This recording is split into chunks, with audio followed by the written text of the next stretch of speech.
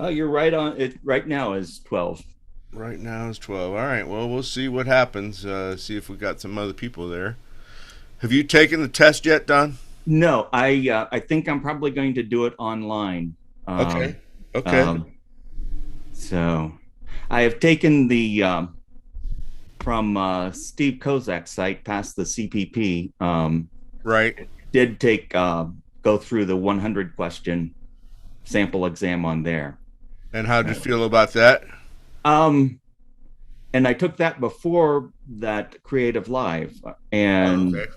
so I didn't understand. There was a large portion that I didn't, and I did okay on it. Well, there you go. So Good.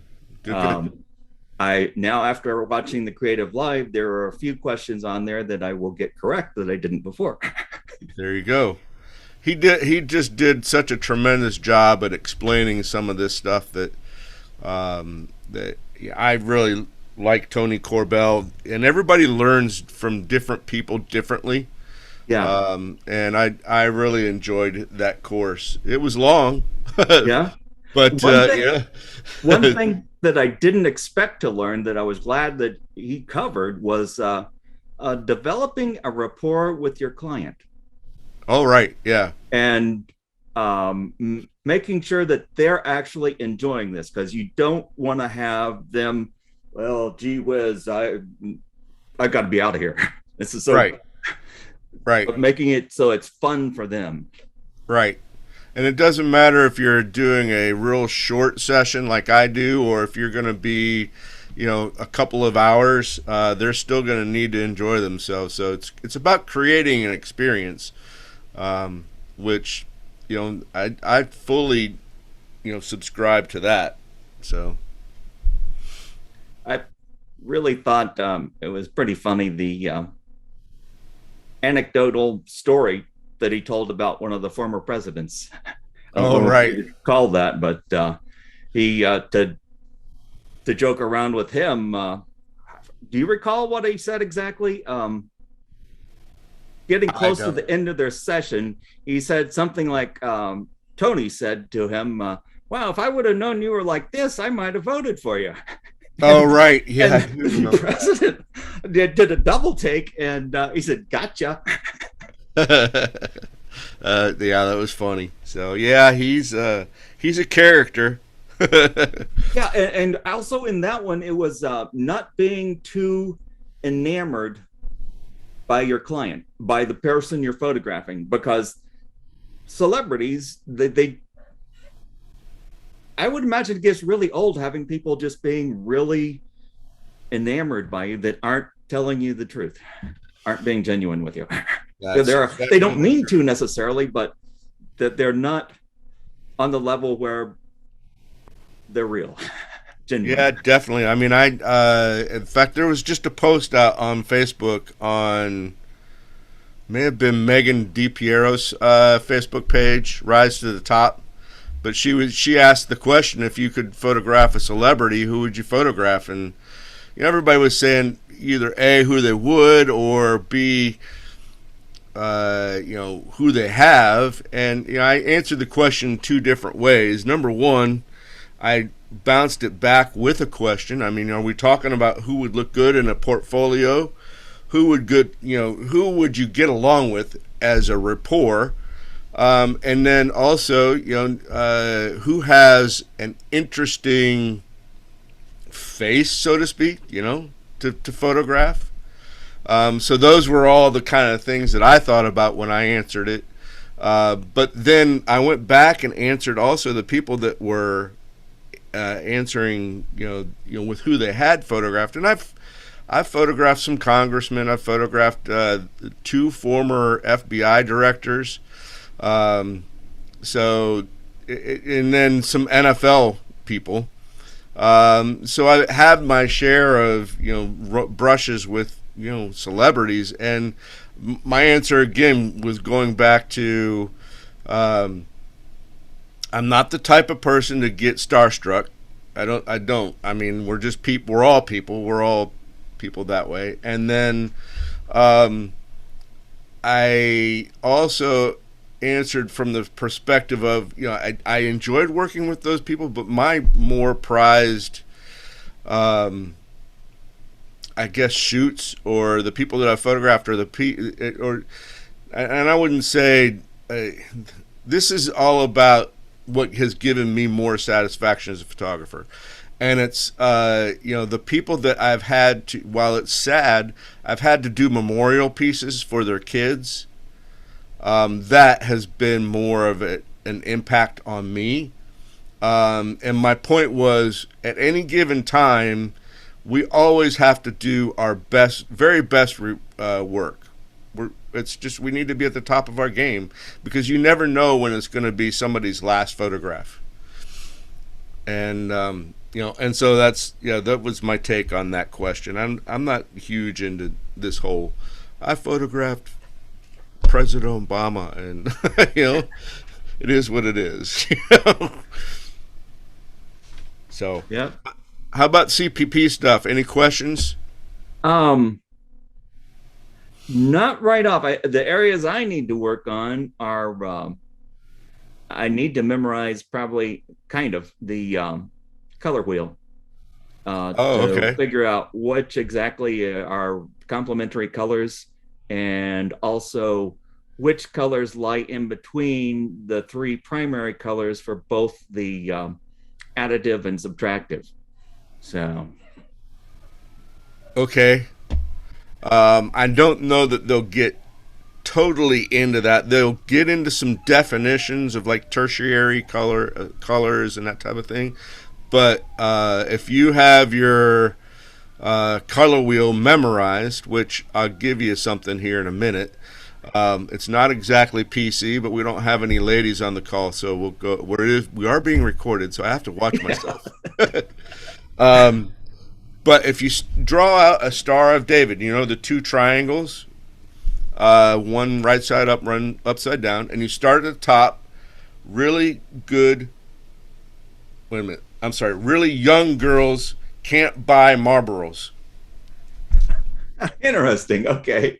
and that's the acronym. And if you red, yellow, green, cyan, blue, red, that's it. Yeah, Interesting.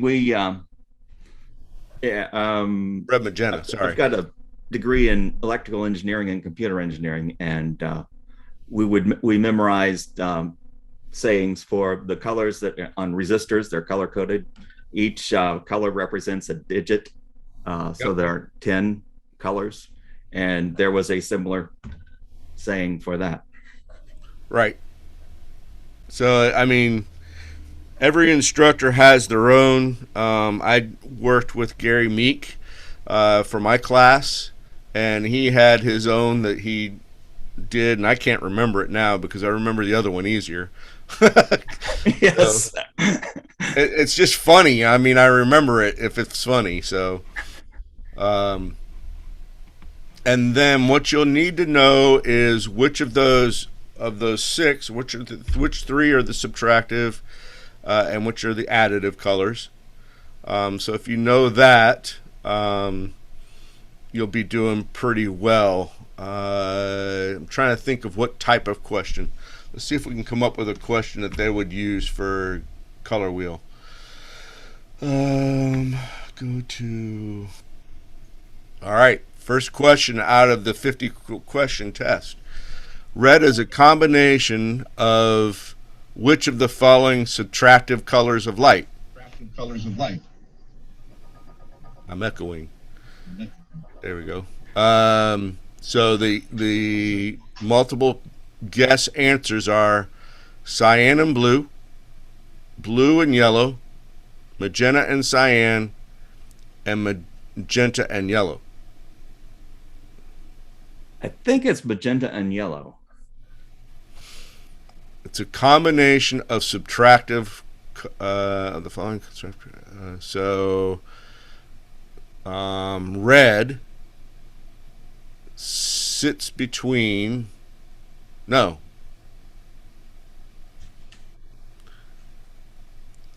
That's not right. So, let's see. What's a way to think of this? if you're photographing, if you're using your camera, you're using RGB right, additive.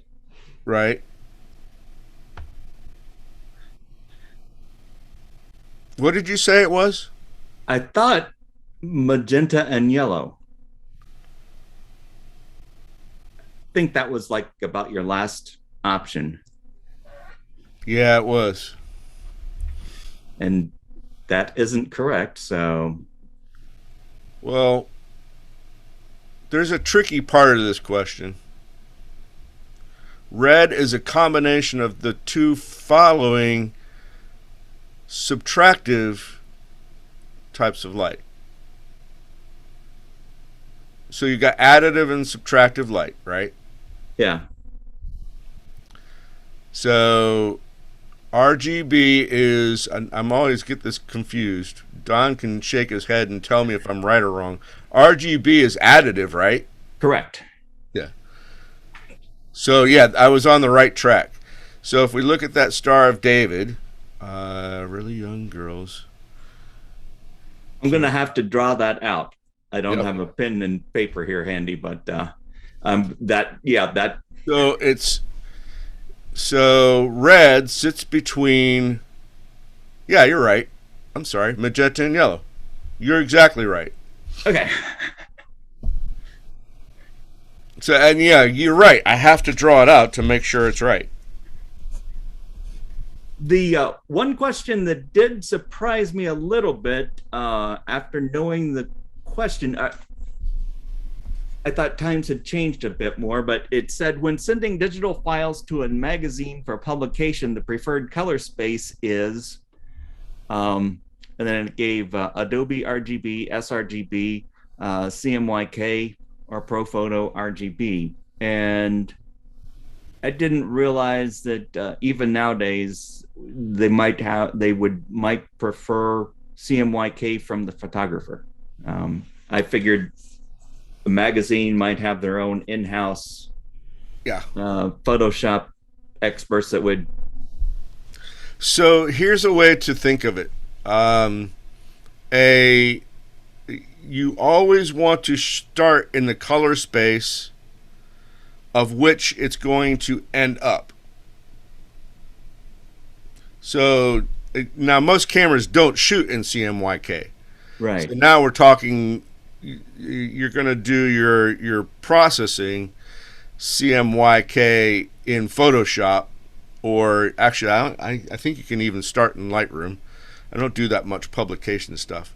So as soon as it hits the computer, you want to flip it over to CMYK and work in that color space. Yeah. And always work in the color space that it's going to be used. So here's the for instance that I use. If I'm shooting for a print, and my lab prefers sRGB, I shoot in sRGB, I edit in sRGB, and then I transfer it to the lab in sRGB. Yeah. So as soon as you possibly can, you want to get it to CMYK. And yes, that is what printers are using is CMYK.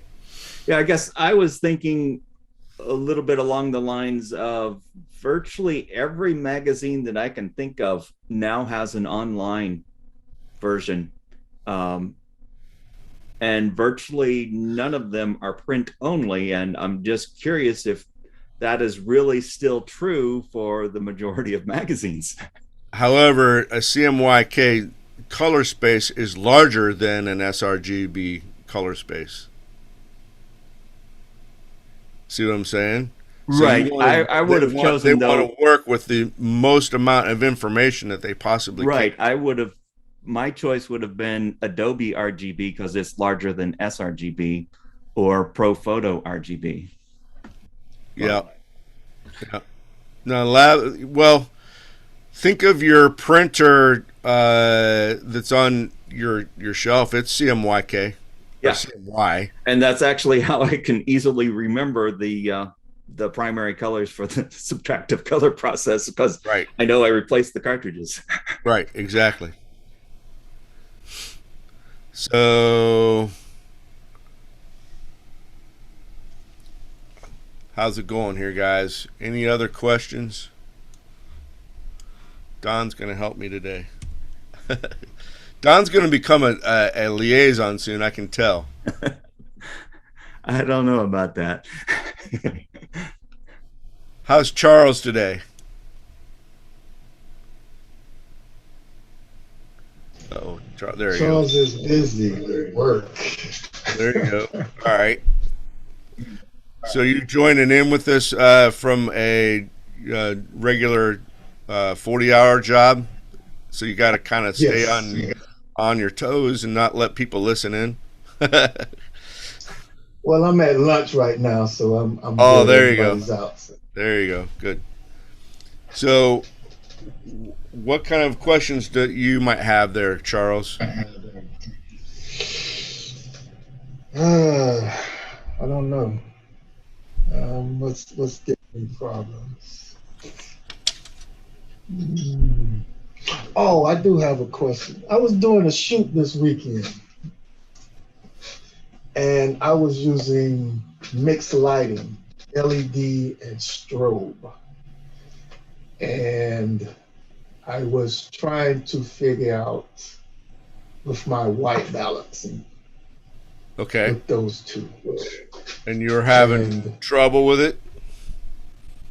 yeah, I was. I guess I kind of figured it out, and Right. well, I just one of the lights, but So I'm were trying to they figure out how. the LED lights? Are they you talking about like lights that you brought in, or were they stage lighting Yes, lights that you yeah. brought in? And do they have the ability to change the color? No, they can be dimmed. It didn't have a color change. Okay, so they should be set to a white balance of 5500 degrees or they're close. Yes, Um, yes. and your flash should be somewhat there close as well. The white Hmm. balance shouldn't entirely be a trouble unless you're doing some sort of gelling. No, I You wasn't should be gelling. able I to just think set your camera to 5500 or thereabout 5600 and get a proper white balance. um, okay. What I did was I took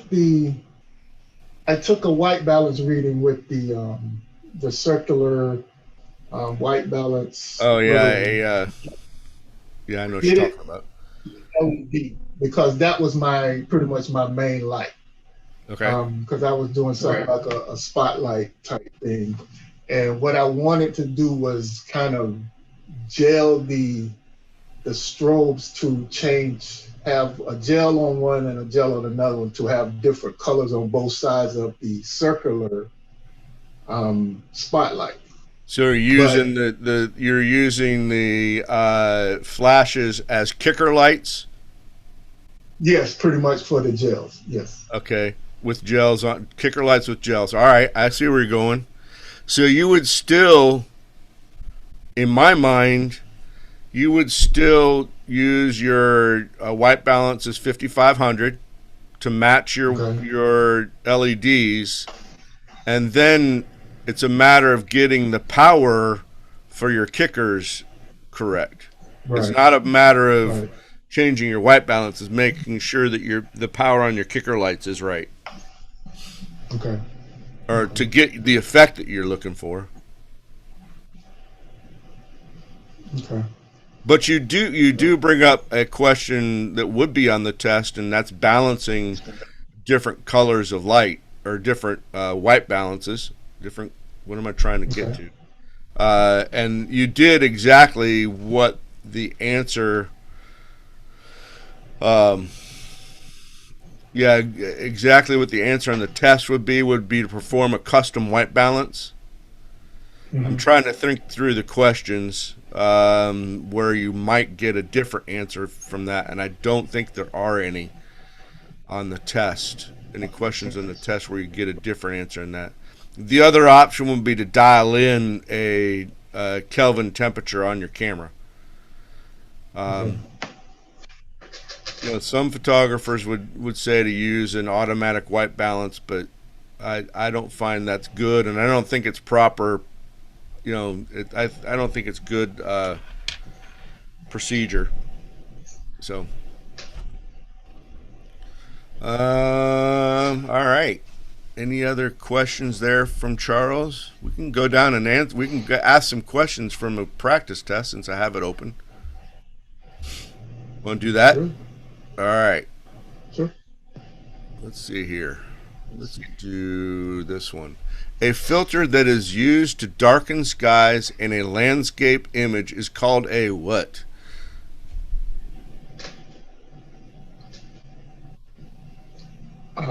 I know what it is. I can see it in my head. What's the name? Is a Oh, well, I uh guess I could give you the answers too. oh The answers on the test, if you're doing a multiple guess test, are polarizing filter, a coffee filter, a granular filter, or a UV filter.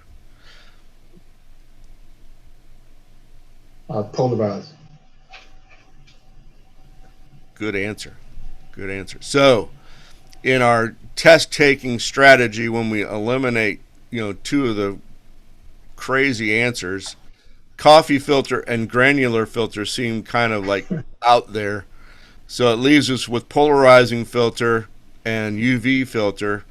A UV filter is mostly protective. I will add a little bit of color to your photo, but in most cases, it is just a protective glass filter. A polarizing filter does exactly what the question asks us to do. A filter that is used to darken skies in landscapes image. It can also take glare out of glass. So if you're Right. working on a car and you're getting some glare in the windshield, you can use it for that too. Right. Let's see here. Let's kind of throw a dart here. Oh, okay. Here's one. What is the process which you can change the size of an image? Optical resolution, interpolation, dynamic range, or JPEG?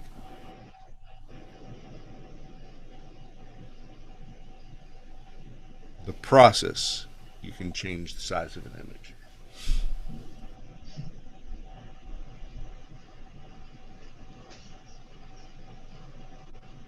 And what were the answers? What was the Answers multiple answers again again? were optical resolution, interpolation, dynamic range, or JPEG.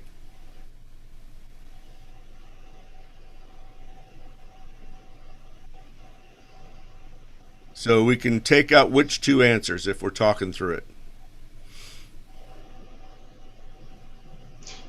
Um,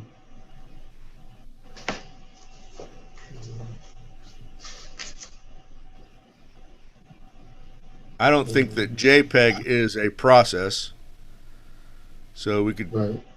pretty much take that one out.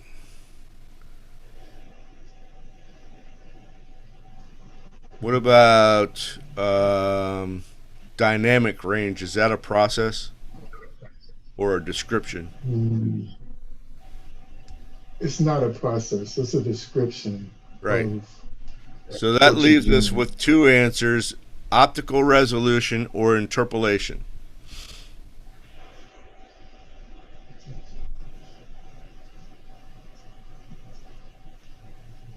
I don't know what either one of them mean yet, so Gotcha. I'm at a loss. Don, any guesses? That's interpolation. Don's going to answer right off the bat. So Interpolation is actually when you've got, let's say you've got two pixels here. One of them is up at, like, let's say 255, and one of them is down here at 128. And if you interpolate, you can get a point right here that would be 192, which is right between those two values. And you can do that to increase the size, but you're not actually adding useful data information to the photograph, because you'll still see that it's not as sharp as if you shot it at the higher resolution. Correct. That's a good answer. And it's doing that interpolation for all. Well, it's doing RGB, and then it also does it for the black of the grayscale as well. So that's a good way to describe it. Thank you, Don. Let's see here. Oh, here's one we just talked about. To achieve white balance with a daylight balance color temperature, set your white balance to which Kelvin number? 3200, 4500, 5500, or 6800? 5500. Yep. 3200 is more of a tungsten. 68 is going to be more on a like a bright sunny day, like in midday. 5500 is daylight at more towards like the 3, 4, depending on where you are in the country and what time of year it is. It's more towards the end of the day or towards the beginning of the day, not at high noon. 4500, some LEDs kind of hit there. I'm not sure what else would be at 4500.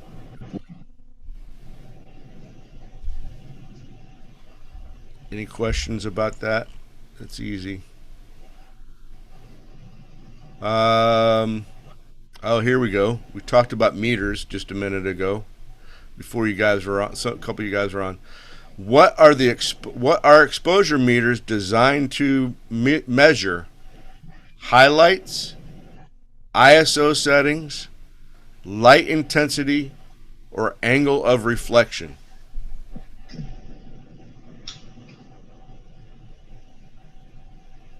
I would say angle of reflection.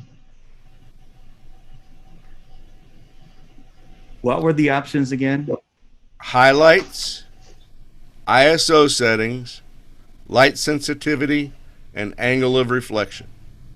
I think it's light sensitivity. Thank you, right. Yes. Ish. But I mean, I'm sorry, I read the answer wrong. So you are right. I messed with your brain. It's light intensity, not light sensitivity, because light sensitivity would be ISO. So, sorry about that. Remember, as intensity, not sensitivity, please. Let's see here. The other one that gets me is luminosity and illuminosity. Oh, yeah. Or illuminance and luminance, rather. There's, luminance. You're talking about luminance and reflective meters? Could be. There is also a term which I don't recall ever seeing a question on the test about luminosity and illuminosity. I think I made that second one up. I'm not sure that is a word. It was luminance and illuminance, I believe, is the right. I would get confused.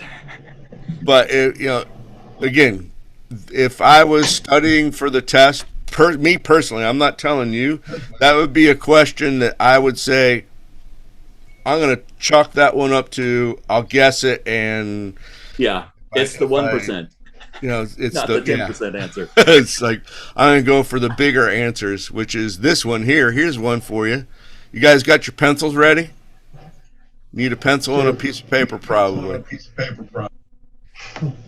So, when given an exposure of f11 at 125, Which of the following is an equivalent exposure setting?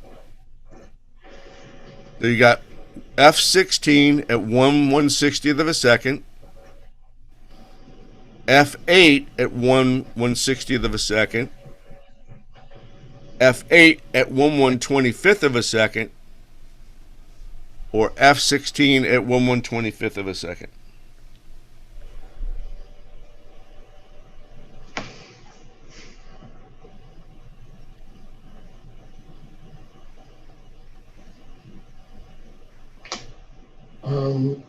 I would say F8 at 1/60th of a second.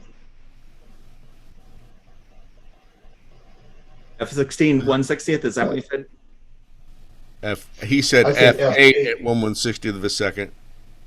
I think it's F16 at 1/60th because one of them is going up one f-stop and the other is going down. I mean, lightning versus darkening. Right. You have to, when you do an equivalent exposure, when you add light from one end, you have to take it away from another. So that would be correct.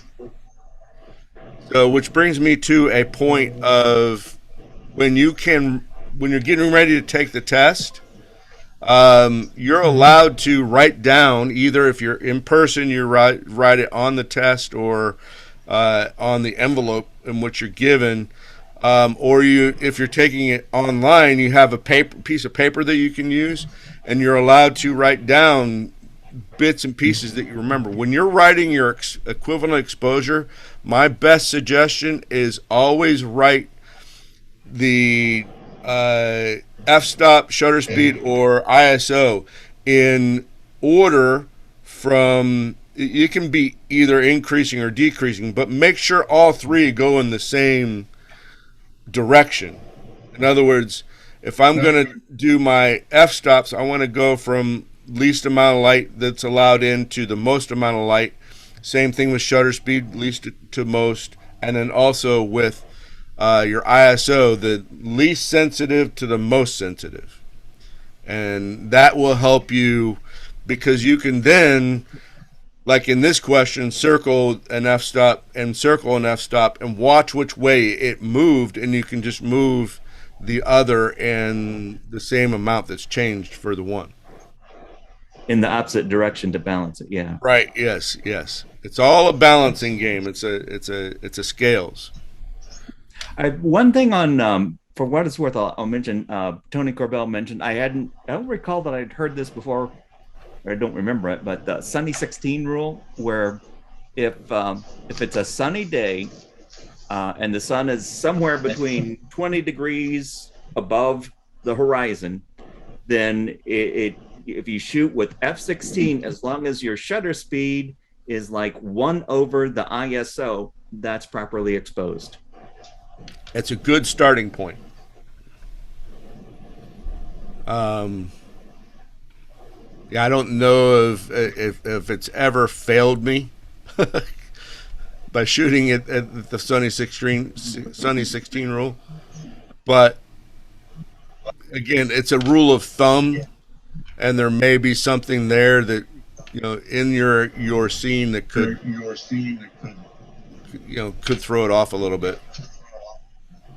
It's also a good place to kind of check your meter to make sure your meter is reading in a place. So, let's see here. Okay. When moving a light source with a modifier such as a softbox or a white umbrella closer to the subject, what is the type of light that it will produce? Diffused, sharper, softer, or high contrast?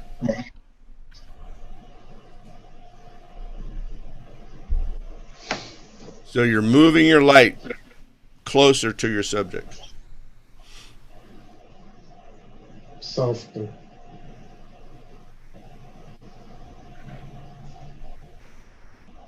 So again, going back to eliminating answers.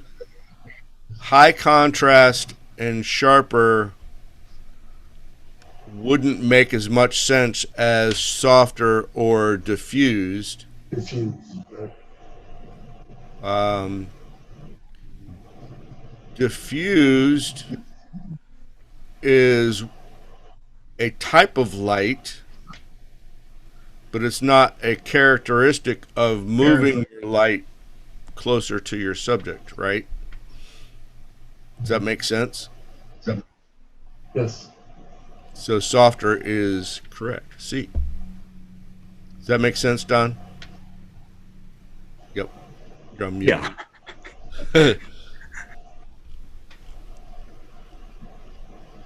I'm just kind of spinning my mouse here. A client wants a close-up image with minimal distortion of an engagement ring using a 35 millimeter format. Which of the following types of lens types should be used? A wide angle, a normal, macro, or telephoto?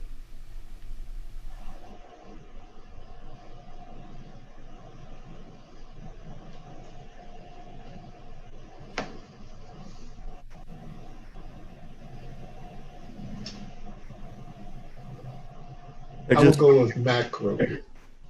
Yeah. They're just wanting a close-up shot, correct? Is that what?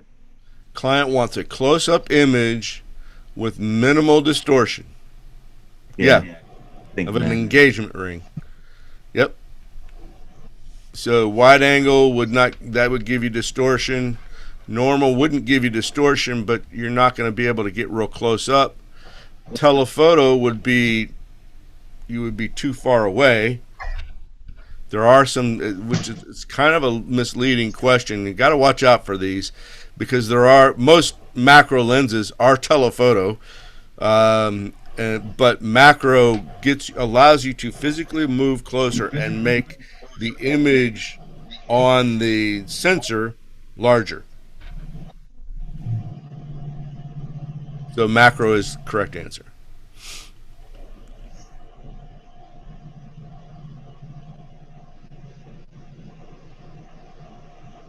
Okay. A histogram shows the brightness value of all of the blank in an image. A, contrast, B, highlights, C, pixels, or D, shadows. The brightness values of blank in an image.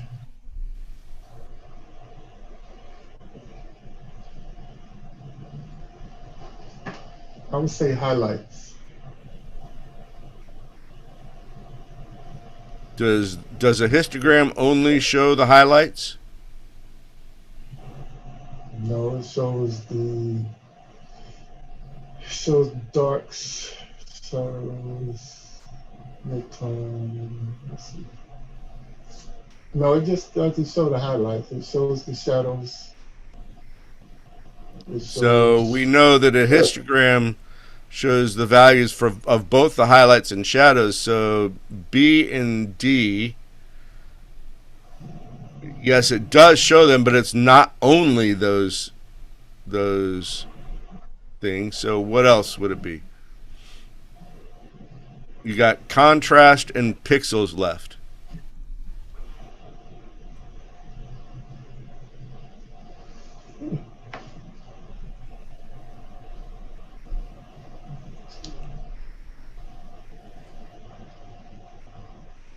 Got an answer there, Don?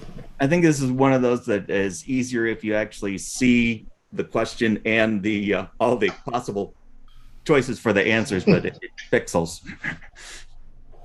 Yes, pixels is correct. A histogram shows the value for all of the pixels in an image. You can tell the values of your highlights, and you can tell the values of your shadows, and you can actually see your contrast between the two, but it's telling you, the information it's telling you is for all of the pixels in an image. That's the key word in that question, is all.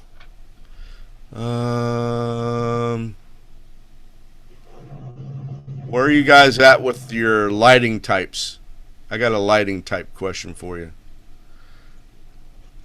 The assignment is to produce a headshot of a very stout person.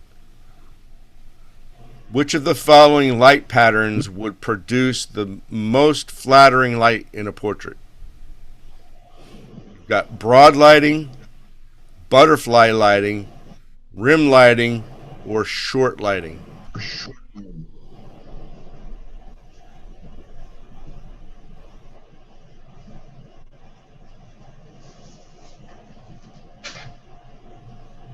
So you got a stout person, and we want a flattering portrait. Broad, butterfly, rim, or short? Butterfly.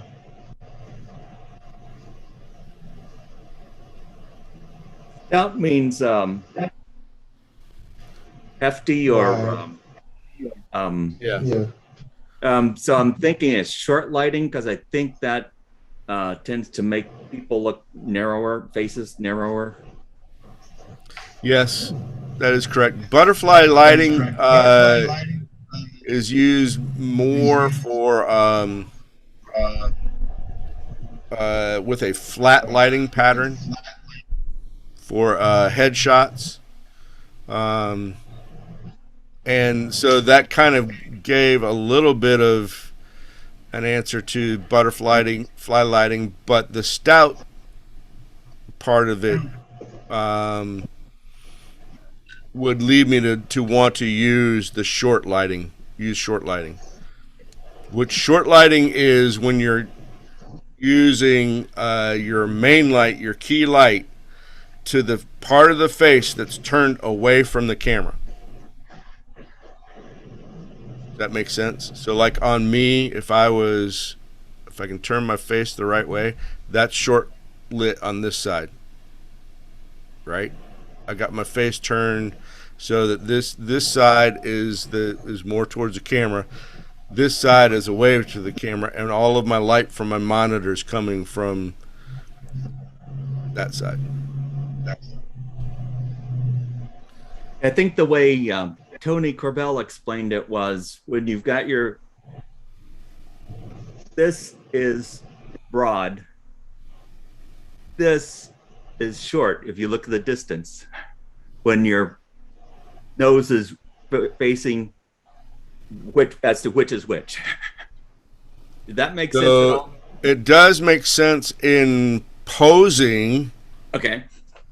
But not necessarily in lighting, because the way that you had yourself set up, so right now, let me do this, see if I can get my face to do it. Right now I'm broad lit. I've got more of my face lit by the face is closer to the camera.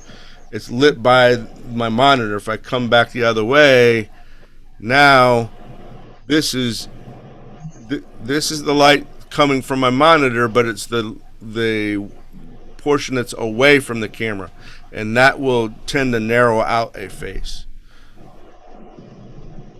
There's also some, and I'm not sure if I've ever seen this on a test. I've been taught it about basic, and then we're talking basic portrait posing, which is the face is mostly towards the camera, and then there would be a 2/3 pose where you're going to get only the corner of this eye, and then let's see, basic 2/3, and then profile posing. So you have your face all the way turned. And then there's some more posing techniques, and when you're talking about curves and all that type of thing. But what this question is referring to is more about the lighting. So we got to be careful of not to confuse lighting and posing. Which it's easy to to get the two confused. Okay, an incident light meter at the subject's position measures the amount of light blank. A, falling on a subject. B, reflected by the subject. C, refracted by the subject. D, transmitted by a subject. So we got an incident light meter, and it's at the subject's position.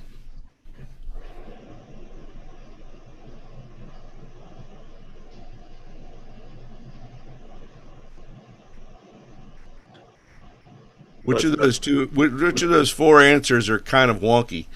Because there's two that are really kind of like, what? What are they talking about? Refracting is one of them. Yes.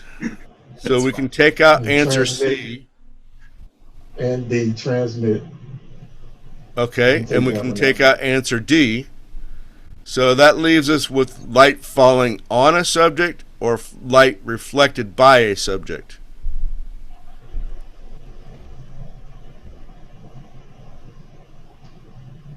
So there's two different kinds of meters, an incident light meter or a reflective light meter.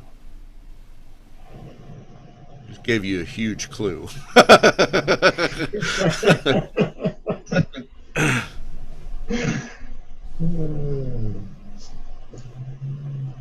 Yeah, because incident is the opposite of reflective. So, yes. You're talking about the angles, like the angle of incidence equals the angle of reflectance. So that's a key, that one is at the opposite of the other. Yes. So it's what light that's falling onto the subject. Good way to talk that through. Yes, that is correct. So what else was I going to be able to point out about this question? An incident light meter. An incident light meter is a handheld light meter.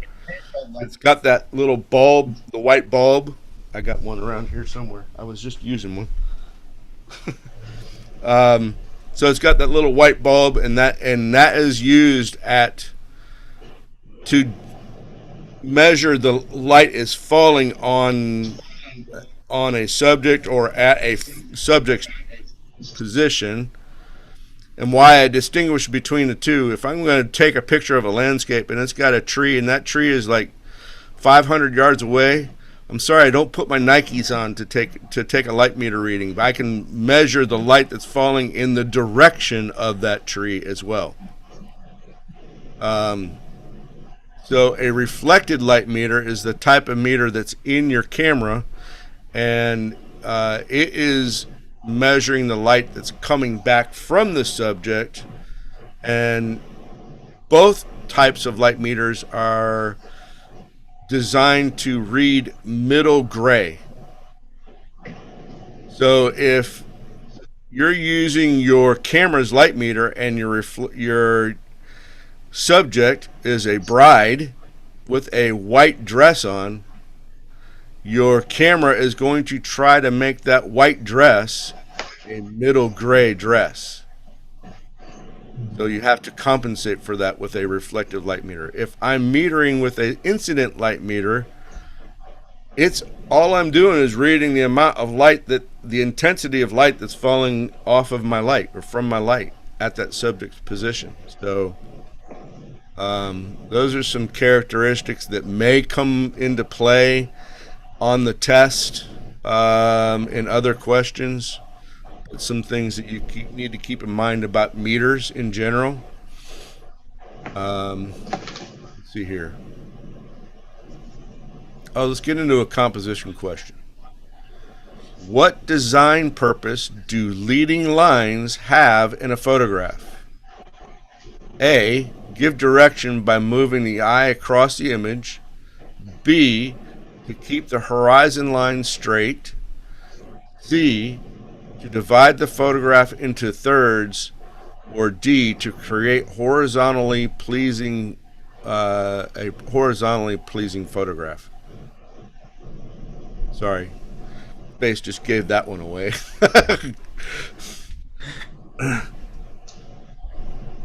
So leading lines, what do they do in composition? I think as the adjective leading just says, I think it leads your eyes to a focal point. I think that's the way I interpret it. Right. So the answer would be That's a good answer. However, it's not one of the four that we were given. the one closest to it would be the first one, which talks about leading the eye. Give direction by moving the eye across the image. Good. Yeah. Awesome. You agree with that, Charles? You think so? Yes. Awesome. Yes, I agree. Let's spin the wheel here, see what we come up with.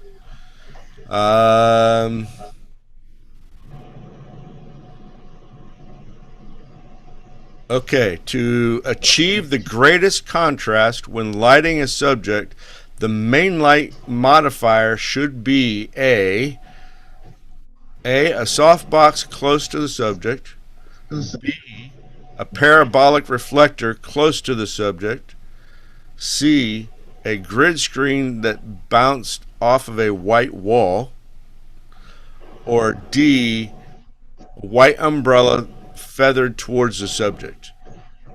So we're trying to get the most amount of contrast. Say it's in a portrait, but it could be anything. Most amount of contrast, which is highlights to shadows difference.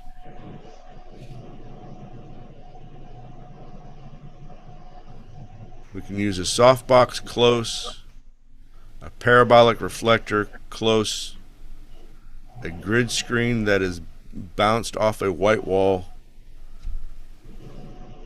or a white umbrella feathered towards the subject.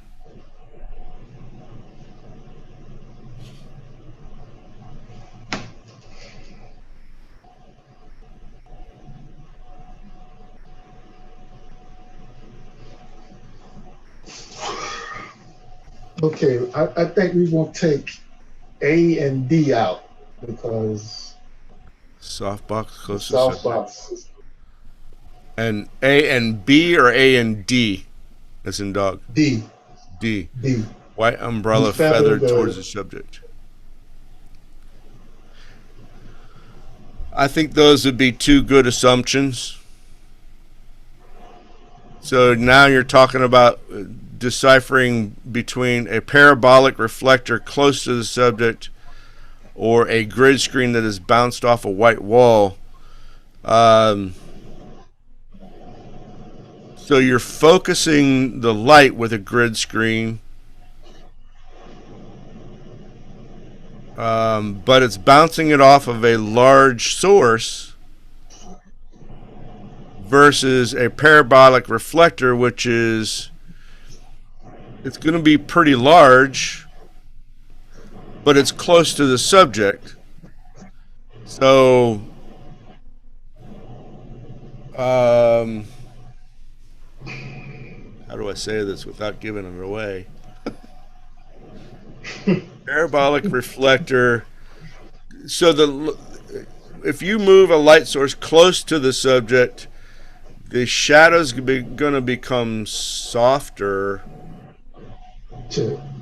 But you also have a larger light source, which is softer.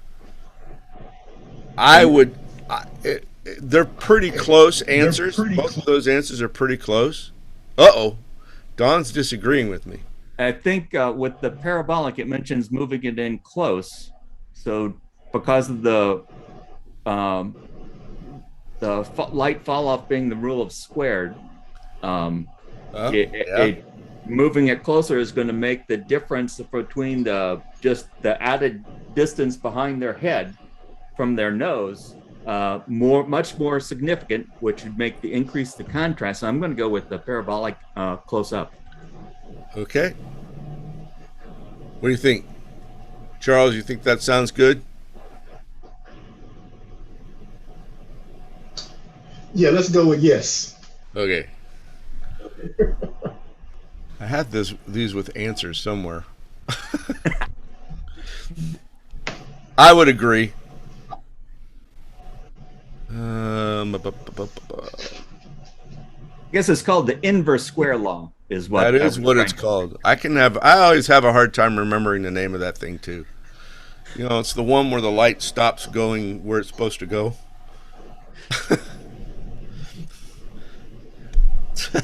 Sorry. Um, oh, okay.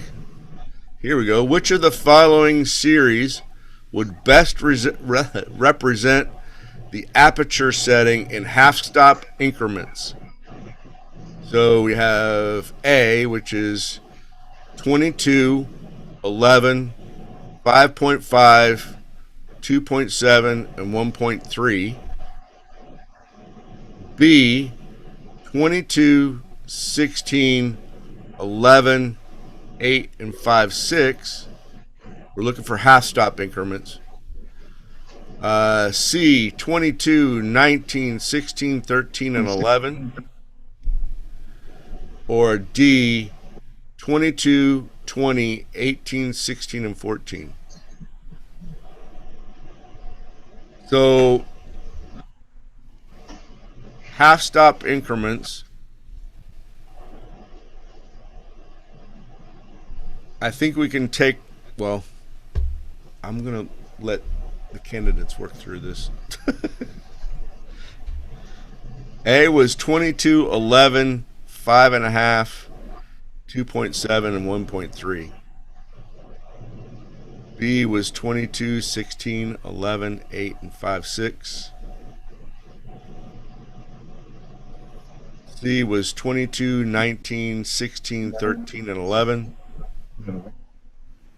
And D was 22, 20, 18, 16, and 14. It sounded to me like those answers were going two stops, one stop, half stop, and third stops. I think if I remember those correctly. Wow. That's pretty impressive right there. That's pretty impressive. So, yes, I did A and B would be two stops and one stop. C and D are closer to half stops. C or 22, 20, 18, 16, that's D. That's third stops. So half stops would be 22, 19, 16, 13, and 11, 16, 13. which is C.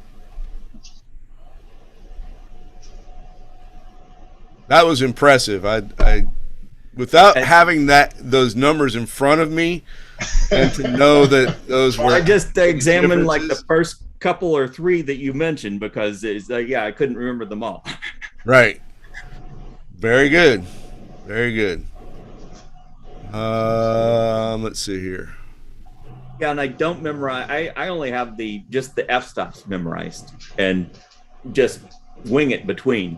And I could see from the answers you gave that one of them had two stops between 22 and 11, which I knew was one stop. Right. So f stops throw me a little bit because they're in reverse from what you think they should be. And people use them differently too. Like a larger f stop, they might be versus a larger aperture. Correct. Right. Yes. It can be ambiguous sometimes. And then what will also start to throw you off a little bit is when you're measuring intensities of light with a light meter, which is actually in reverse. So it gets a little confusing. All right, let's go with one more easy one. What do we want to do? Okay, here we go. We'll go with a lighting pattern again. Monster or ghoul lighting refers to the main light being placed blank the subject. A, below, B, behind, C, in front of, and D, to the left of.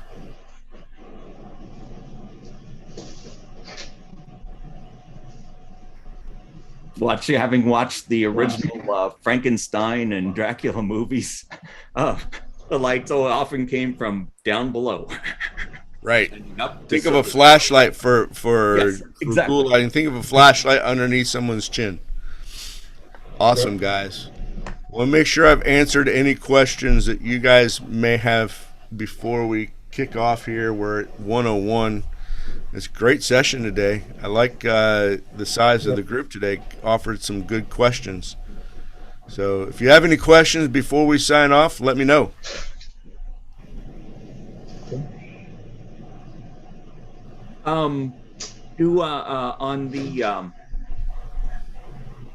I will probably be taking the exam here shortly, and I may try and make the image submission, which I believe ends in for this round August 20th. So,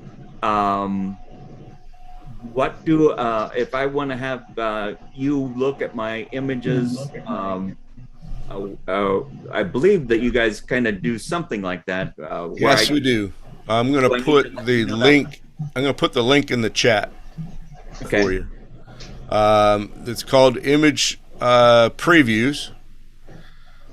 Woo-hoo, computer. Maybe I'm going to put it in. Hopefully my computer's not getting ready to.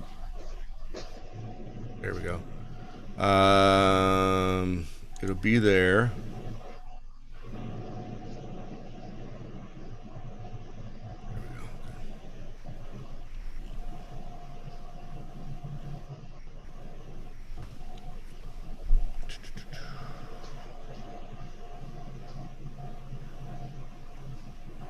Okay, there we go.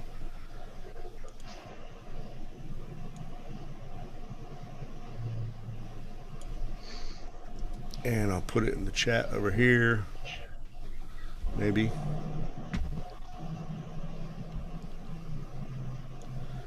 I'm using this little tablet as a second monitor, and it gets really tiny when it's over there, especially when you're talking about the chat. So that's the chat to the 17 Hats scheduler, and you can schedule anytime between now. There's image previews, I think every day, with exception of Saturdays and Sundays. Every day from now until the end of technical image submission. So, and there's about 5 to 6 of us that are doing previews, and we run you through the checklist. Okay. And is there a lead time on that that you need to schedule in advance or something? No, not necessarily. Okay. I would be more concerned about getting your results back from your test in time to submit. Okay. And that was another, thank you. That was another thing I meant to ask, because I thought I saw on a previous episode here, I thought you mentioned something about getting results possibly back immediately almost if you take the test online. But when I looked online to sign up for it, it looked like they were saying still 5 to 7 days. They're going to be a hero, put it that way. Just like when I deliver my images in 2 days and I told my client it'd be 7. Okay, same thing for you. Good deal. I can't guarantee what their turnaround time is. I can tell you this. I had 5 people take the test in person 2 weekends ago on a Saturday. FedEx picked up their tests on Monday, and they all had their answers back by Friday. Good deal. So that was in person. Yeah. So, and I know that when you're talking about ProctorU, they're a lot faster than in person. Good I deal. took mine on a Saturday and got the results back Monday morning. Good deal. And I think if you're taking it during the week, you would get them back the next day, Yep. maybe even faster. I think somebody on the call here one time said they got it back within an hour. Okay. But you do have, if you haven't already scheduled your Proctor U, there is you got allowed time for that. Yep. Right. And I don't think I'm trying to think if I can sign up before I have actually, no, I'm sorry, I'm getting things confused. Thank you. Have you declared yet? Yes. You declared. So you got no problem, no stoppers there. The only thing you have to do is make sure that you have to have passed the test to be able to submit your images. But I can't think of a liaison that's on any of those evaluations that would say, hey, have you taken and passed the test? So it's not up to us as far as previewing your images, but it is something that they will make sure that you do. You have to pass a test before you can submit your images. But the images, I believe you went over this before, if I understood you correctly, previously, that the photos could have been as long as they were taken within the 90 days, they could have been taken before you passed the test, but that might be a question. That might be a question for Julia Boyd. Sure.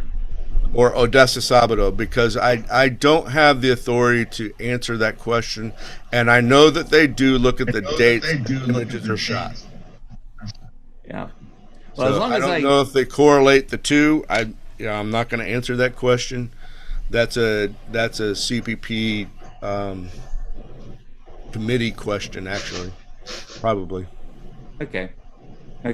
Yeah, and for me, the bigger issue is just as long as I can actually create those images that pass, then whether I need to do it now and then again after I pass the test, or just submit the same photos,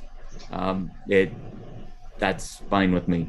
Right. Well, you're running down a little bit low on time. Yeah, but I was just, it's like there's another one in October. So there is that, and I was just getting ready to mention that. But that is, October is the last submission for the year. If you're trying to get it done for 2021, and the only reason they do that is because they wouldn't want a submission in December. Everybody's too busy, and so. And I had noticed that gap, and that was why I was really. It gives me, as I look at it now, I've got one that I could submit and fail in August here, and still get it done in October, and not have to wait till is it February when the next one is? Right. So. Yep. Well, there's all kinds of strategy involved in that. I mean, one thing that I've always said, and you're kind of in that perfect time. Is I made sure that I shot my images where I've got an overlap of that 90 days into the next submission. And the reason being is, and exactly why it worked for me, I had an image where I shot, and I'm just a sliver of the front of the paper was showing. Well, they considered that to be shooting off of the background, and it failed. And from that same shoot, I still had an image where I didn't show the front of the background. So I was able to not have to reshoot. I was just able to resubmit.